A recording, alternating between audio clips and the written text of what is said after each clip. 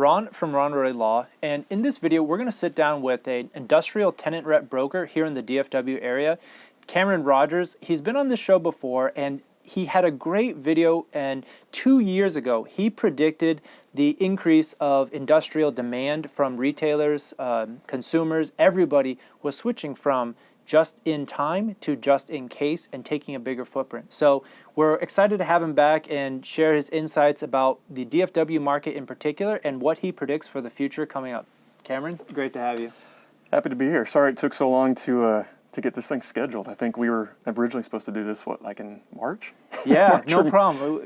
I understand supply chain delays everywhere. So it impacts us all. That's right. But happy to finally to be on board for round two. So for those viewers who don't know you, tell us a little bit about yourself.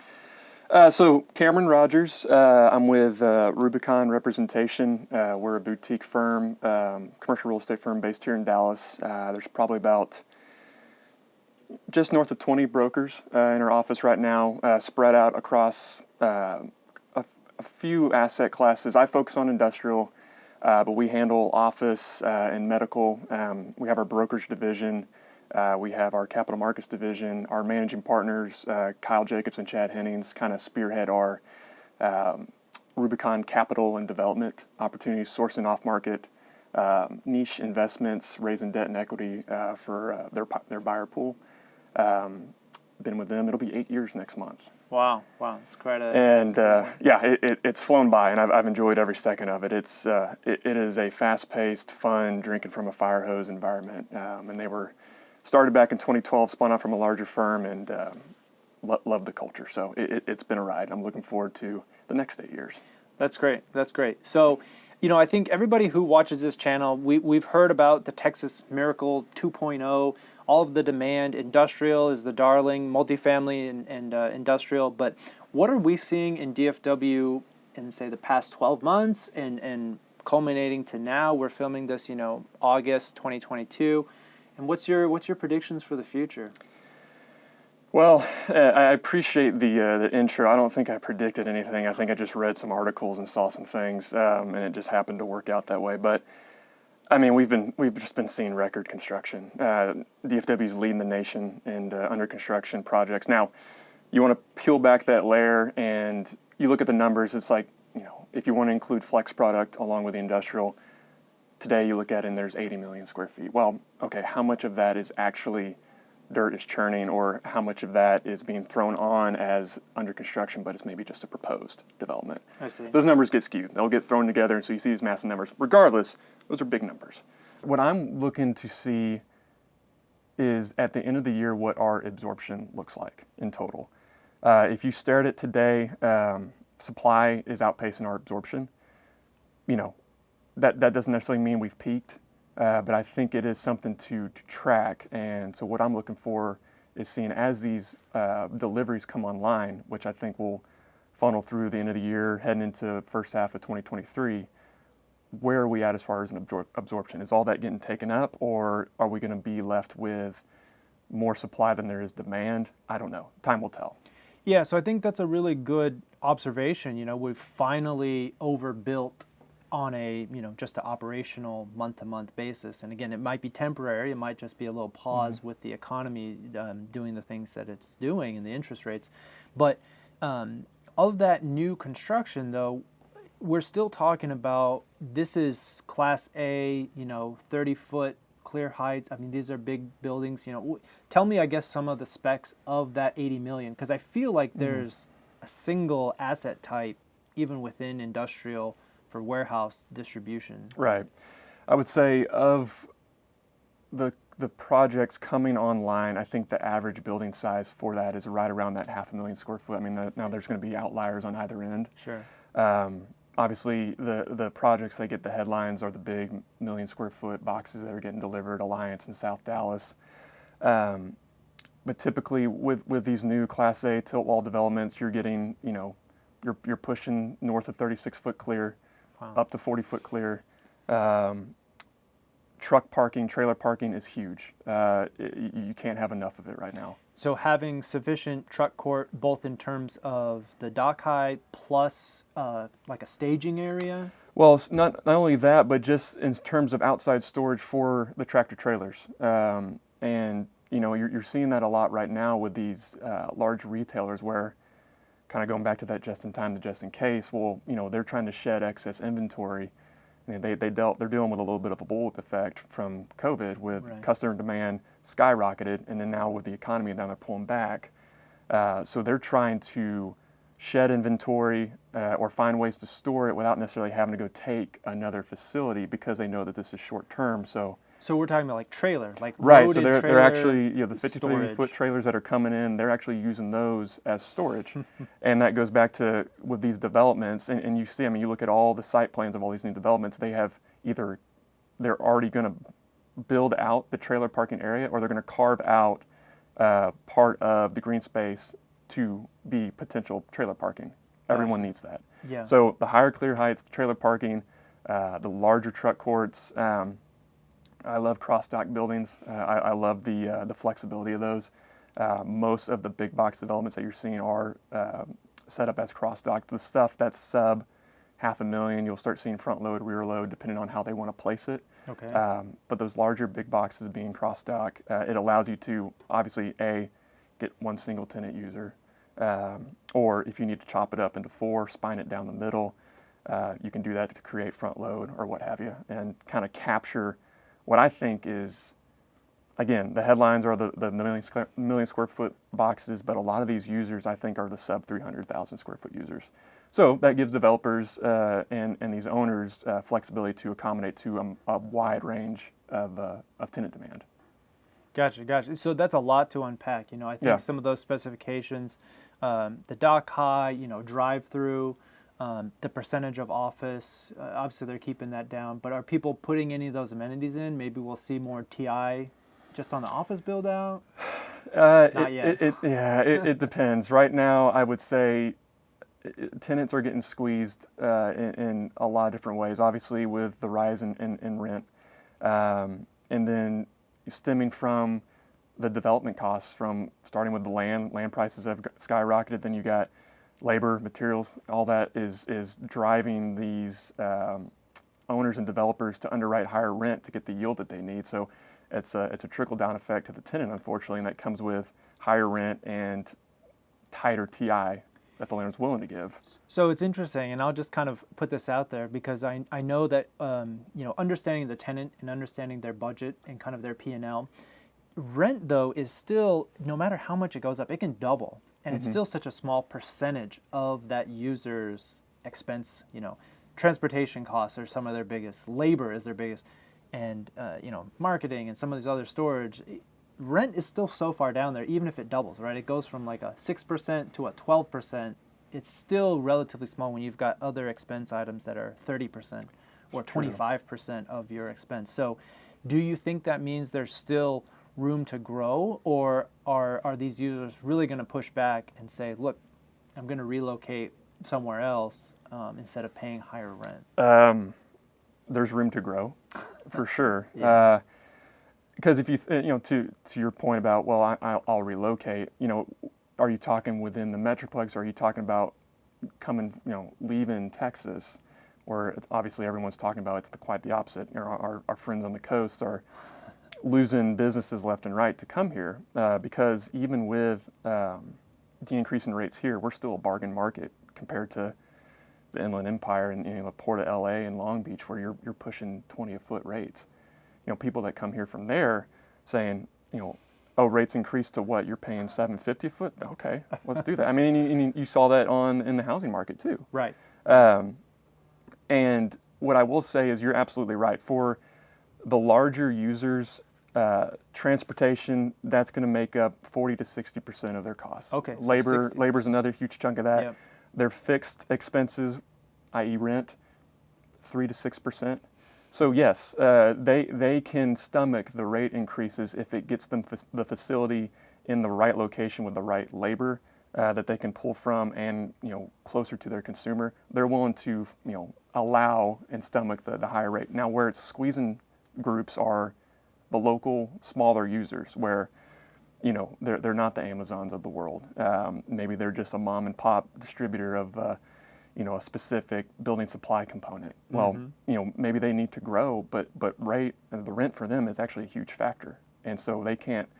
I can't tell you how many people I've talked to recently. Talking to prospects and clients to say, we're doing well.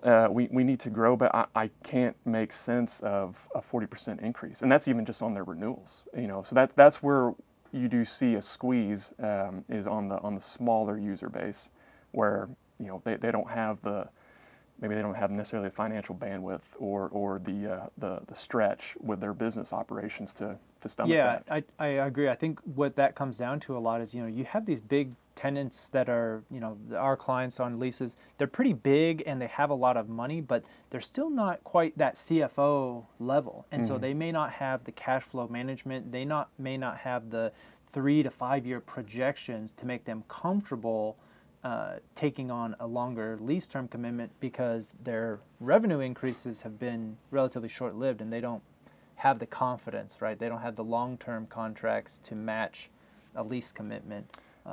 It's just hard. It's a scary decision. It's for tough, those smaller and that's kind of where guys like me who just focus on tenant representation can assist and help you navigate those waters, because it's tough. I mean, I'll be the first one to tell you, it's tough sledding to be a tenant right now in DFW.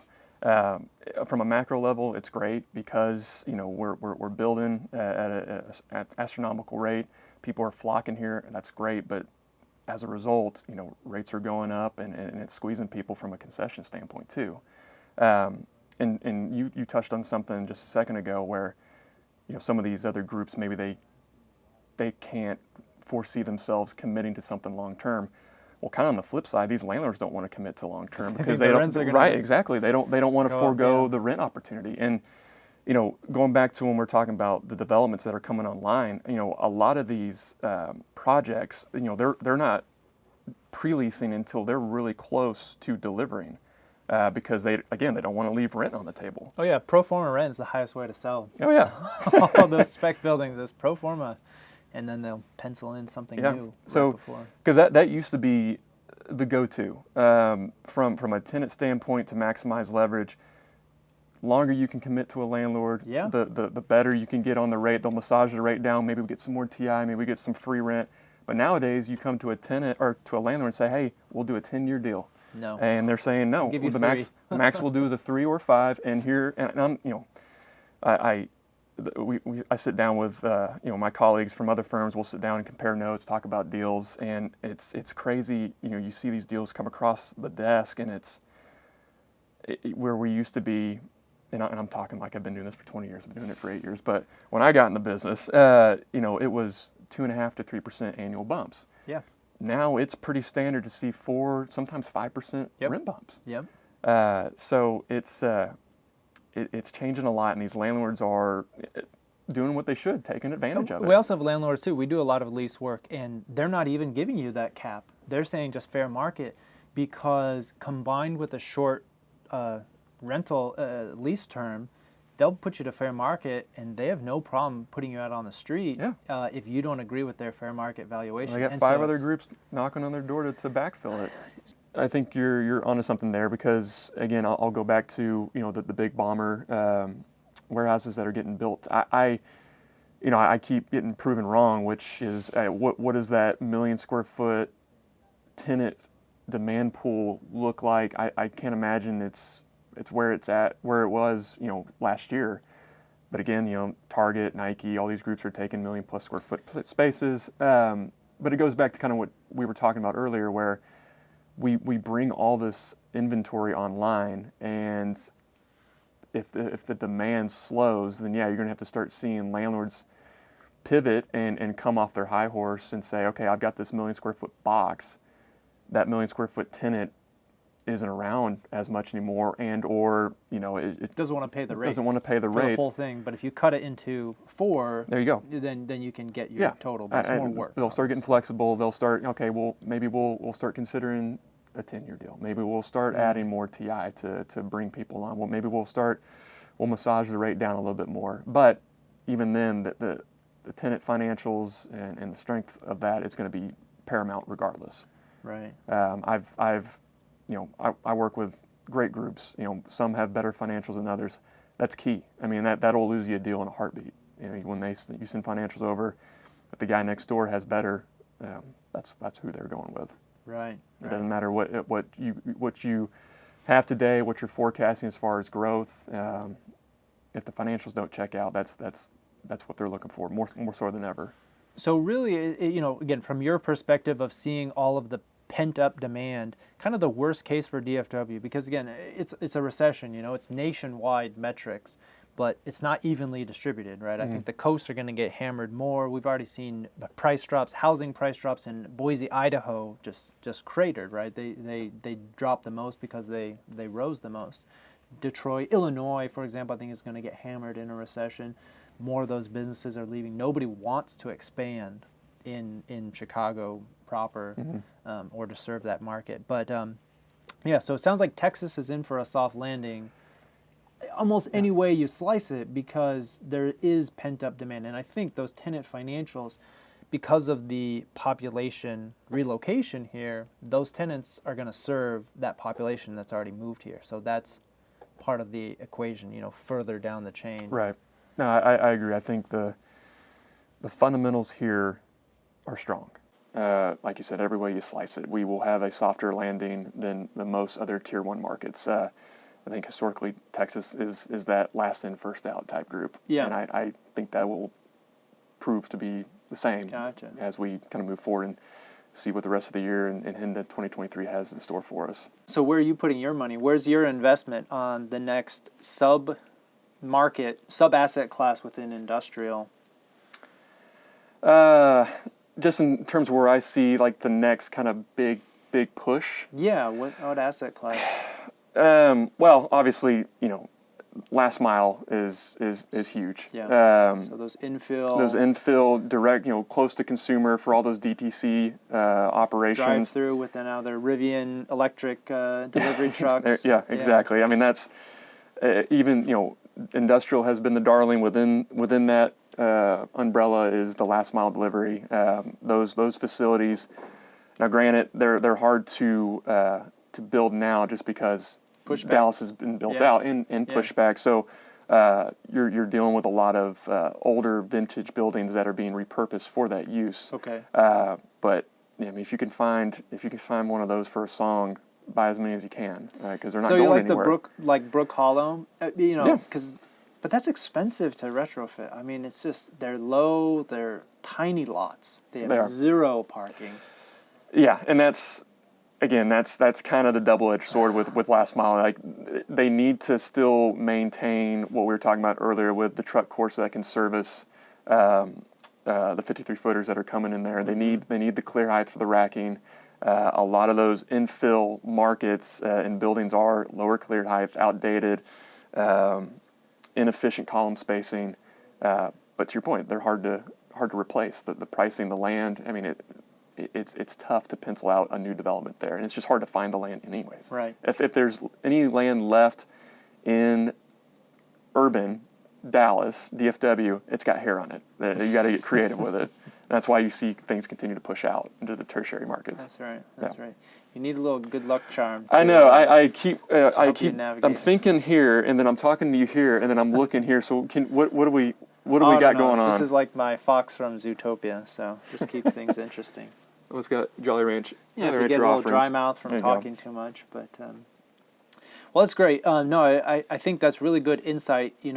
For me, I think that people that watch this, they want to know what's happening in DFW. Mm-hmm. They just have to separate the headlines from what actually matters to your investment, what matters for you as a business. Because again, I think that most of the people watching this are not necessarily, the owners or the decision makers of a 500,000 single tenant user or even a 300. So what I'm hearing is, there's really no relief though for anybody who wants, say, sub 100 or 100 space, because no new construction, there's not going to be any price reductions on the space, and if you're subdividing a 500, you're not going to get down to 100,000 square foot space. I mean, the minimum would be 4, right? Put people in the corners. Right. That's just the minimum that they would really be willing to go. And ideally, probably just 2 tenants. that's a big concession from them already, because I think they would this be true, they would rather give lease term, TI, other concessions to a single tenant instead of subdividing. 100%. Okay, Yeah. and that has to do with the resale, right? I mean, trading on the secondary market, it's easier for them to sell that single tenant asset, no matter how it spins on the financials, the return. Mm-hmm. A single tenant is easier than multi-tenant, because then you've got allocations and you've got tenant relations. And future tenants don't want to be next to another tenant, and you really kind of limit your options to your buyer when you have even two tenants. Right. In theory, it's an easier underwriting when you just have the one tenant. Gotcha. Well, I mean, and to that point, let me ask you. I mean, you dabble in real estate investment. Yeah, What are you seeing? Well, I think that, again, it kind of echoes that industrial outdoor storage. So really, we just bought that existing 5.5 acre asset out in Haltom City. Okay. So it's industrial outdoor storage. It's got a small 6,000 square foot. It used to be a truck terminal. So there's a vacant building on site, but it cash flows for us just as truck parking. Haltom City is awesome location. It's inside the loop. And one interesting thing that maybe is pivoting us more towards looking at Tarrant is Dallas had population decline. So I don't know if you noticed that in the last 2020 census, but it went down by like 0.9 or 0.7%. A lot of that growth, is northern counties. And again, I think that's deceiving if you look at median incomes, you look at household or real property values have gone up for sure. But the population actually went down a little bit, and Tarrant, on the other hand, went up. Interesting. So Tarrant is looking attractive. There's a little bit more deals out there. I think it's not looked over, right? If you're not local, people from out of state will just look at Dallas. Sure. But they don't look at Fort Worth, even though on a size basis, on a development, headquarters are still moving there, obviously Alliance, but it's building a really national reputation with Alliance, some of the rail service, as well as other companies, and these are sophisticated tech, defense, aerospace.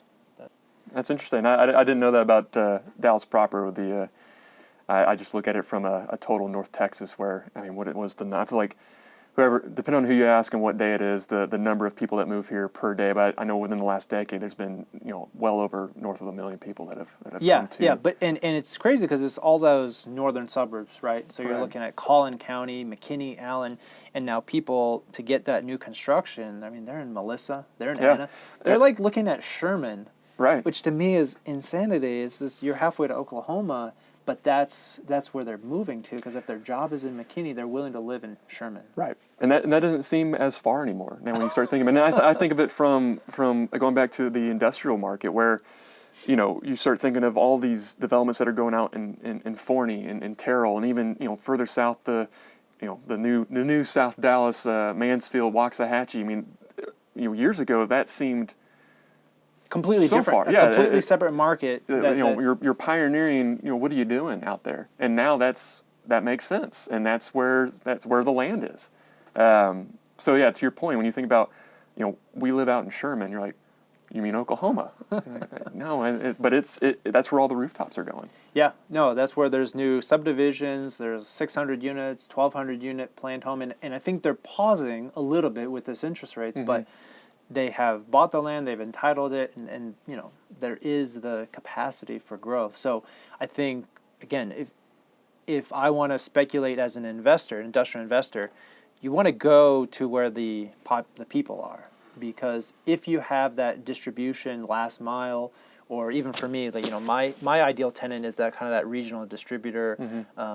I don't know how many electrical supply companies there are, but there just must be like 1 million in DFW that have, they're taking big space though too, and plumbing supply and electrical supply. These guys, they're everywhere, but they're going to want to be up by Sherman. They're going to be in Denison, which is literally in Oklahoma, right? Not in Oklahoma, but Denison is on the border, so that one actually is on the border. So where those rooftops are going, where the people are living, if you have those tenant users that are plumbers, that are electricians, the ADT, the AT&T, regional field office, they're going to need space there. And so I think that's the kind of thoughts that, for me, I want to capture that type of tenant base, Mm-hmm. and then so I need to follow where those people go, because that's where the service providers are going to go after. Yeah, and that's where the new labor to be pulled from will be too, which all factors into industrial decisions. The worst case scenario, and this would be the canary in the coal mine, are there any tenants who don't take possession? Are there any subleases on the market that you're aware of? Yeah, there's a lot, and it's and I saw this a lot last year was, and when we were part of helping a group do this, but a lot of these companies that put their space up for sublease were putting it up at a premium for what they were currently paying, just because they were like, well, I'm just going to base it off of what the market is. And depending on, and you know this better than I do, it's depending on how their sublease language reads in their lease. Do they have to split that profit with the landlord, or do they get, if they had a good broker, they negotiated 100% of the profits get to be kept. But a lot of these subleases, if they do pop up, I mean, they're hotter than a $3 bill, because if they're not being priced at a premium, typically with your sublease is you're going to get some sort of a discount comparatively to market. Yeah. I had this happen for a client. The space next door was getting listed for sublease, and they needed to expand, and so we called them, and we're thinking we're in a good position as the neighboring tenant. Landlord knows us. Sublease should get approved. Yada yada yada, and day of being aware of it, he's like, I've already gotten 5 proposals on this thing. Like, oh my God. But that's just how this market is, because it can potentially be, you can go get the same space at a discount, which is historically what a sublease is set up as. Yeah, and that's what I mean. So when I was seeing subleases, I guess the follow-up was presuming it's at a discount and putting negative pressure on lease rates, because the comparison, right, is office. So office nationwide, obviously we've known offices had problems for a while, but for a while, Class A was doing really, really well. Mm-hmm. And there was this kind of flight to quality. There was this bimodal distribution. The suburban Class B stuff was just tanked.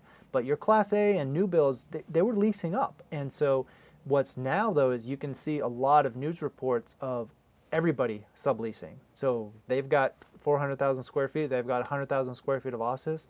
All these tech companies, sublease. They're just completely trashing plans, partly due to COVID, mm-hmm. work from home, but also just general economy and the stock market. They're just bearish on those office commitments. And so that, to me, is the sign of, hey, man, there's going to be downward pressure even on Class A office rents because of all these subleases that are not getting snatched up. These subleases are not being offered above market. They are subleases competing against landlord vacancy in the same office park or in the same building.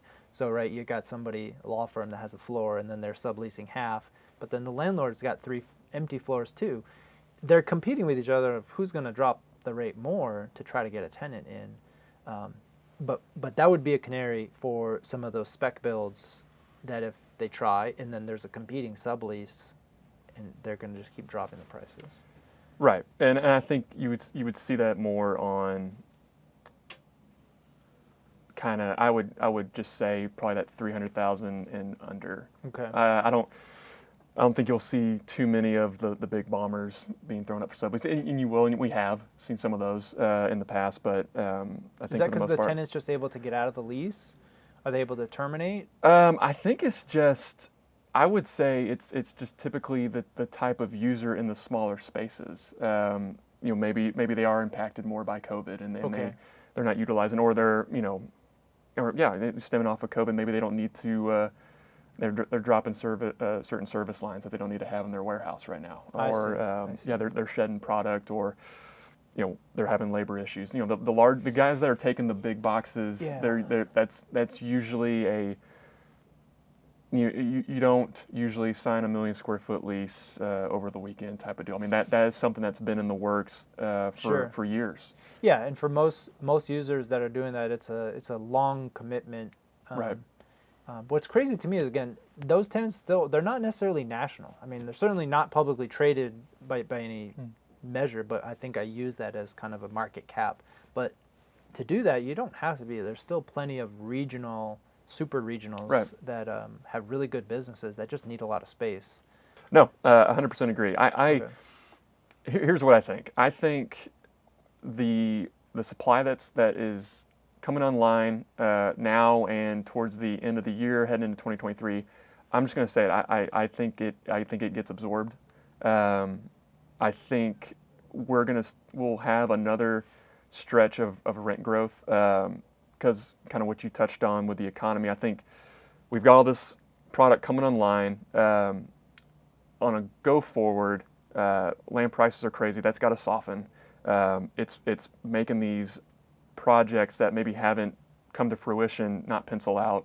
Developers are going to maybe hold off. So I think you'll see all this inventory come online. I think it gets absorbed, and then I don't think you'll see we can't continue this amount of building. I think it'll soften, it'll slow, depending on what the economy wants to do. And I think we'll continue to have this dynamic of more supply than we have demand. I think there'll be a lull of development as people set their pencils down with interest rates and everything that's going on, cost of labor. I think available space will continue to be tough to find in Dallas. Right. Because it will move. It just has to be at the right price. Right. And so, it becomes the developer's choice. It's like, you want to sit on it vacant, you can try to hold out for the right buyer or the right tenant, and you may get it. Right. Or if you just want to move it, you want to push it off, just drop the price and it'll move. And you're not going to lose money, right? Nobody's losing money in this scenario. It's just how much of a you're not return making as much, as you unrealistically thought you could. And right. I think it's very interesting. But we'll see. I mean, time will tell. Time will tell. And if you want to get in touch with Cameron, what's the best way? Online, you can look us up, www.rubiconrep.com. I'm on LinkedIn, and I can get you the info for that. Reach out to me on LinkedIn, email, cell phone. I'm not on. I have an Instagram. I'm not active on it. I don't even know my own password. Industrial is hard. Industrial is not as sexy. I can see these multifamily guys. I can see office doing hotels for sure, hospitality doing all these glamour shots, and hey, we're at this building. But for you to stand in front of a freshly painted 30-foot wall and saying, look at these beautiful doors. Yeah. Look at these steel doors. And it's like, how great is this dock street door? light. Oh, look at these lampposts. But, okay, that's awesome. So we'll drop all those contact details below. Thanks so much for having you. Yeah. It was great to see you again and kind of chat about this, because I know you do this so much and you see a much bigger, funnel that for me on the legal side, we just see agreed upon deals. So we may have some PSAs that fall apart, but we basically have agreed leases, and I don't see how much competition, how many proposals it took to get that last one. All right. Well, thanks again for watching this video with Ronald Rohde Law and Industrial Market Update with Cameron Rogers. Smash that like button. We really appreciate it if you drop a comment and give us some feedback about what you guys want to hear. Otherwise, we'll see you next time.